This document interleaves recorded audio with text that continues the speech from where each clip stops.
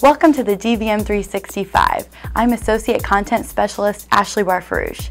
Commissioned by the U.S. Bureau of Land Management to study wild horse population management on western lands, a National Research Council committee concluded current practices are unsustainable. Committee Chairman Dr. Guy Palmer says if processes go unchanged and trends continue, the estimated 33,000 free-roaming horses will double in 4 years and triple in 6 years. This would be in addition to the approximately 45,000 horses removed from the rangelands and currently living in long-term holding facilities. Without intervention, experts project the National Wild Horse and Burro program will cost approximately $1.1 billion from 2013 to 2030. Little is known about a mysterious illness afflicting dogs in the Midwest. The undiagnosed sickness has appeared in Ohio and Michigan, but does not appear to be spreading, according to the Ohio Department of Agriculture. Though they can't rule out a possible co-infection, researchers in both states agree the illness's primary cause is not canine circovirus. Dr. Thomas Mullaney of the Michigan State University College of Veterinary Medicine encourages practitioners to do a thorough environmental and diagnostic workup on patients exhibiting clinical signs possibly linked to the illness, but adds, the number one thing they really need to do is calm their clients. Get more coverage, including details about symptoms, at dvm360.com. Practice management consultant Mark Opperman has long been a proponent of delivering 5-star service in the veterinary practice. Here he describes one quick and easy example you can implement today. Let me give you one example that I think is fantastic, and we're doing this in a lot of our consulting practices, and that is on the recovery of a patient. We will have a practice cell phone, so here we go, smartphone, and we will take a picture of that patient during recovery. And we will then text that to the client with a little note on there saying Fluffy is now out of surgery, she's doing wonderful, and we'll text that to the client. You will be amazed at the client response on that. They're showing everybody in the office, hey, look at that, that's Fluffy, you know, she just got out of surgery, isn't that great? But they're telling everybody within the office and all their friends about it.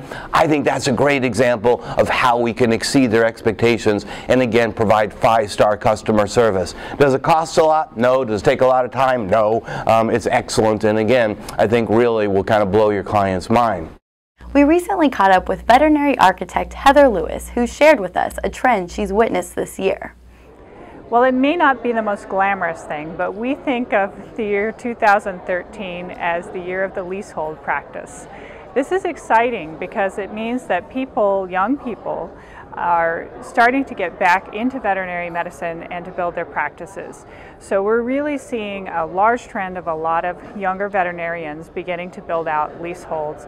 And leaseholds are great. They're great long-term, they're great as a stepping stone, and one of the things that I love about leasehold practices is that we can be somewhat flexible in our decision-making with a leasehold practice since it's not owning the building. Recent veterinary graduates and veterinarians who are new to orthopedic surgery may be hesitant to undertake certain procedures.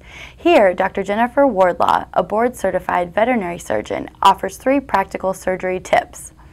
I think some of the 3 tips that I usually give people when they're starting out, either out of vet school or just starting to do more orthopedic procedures in private practice.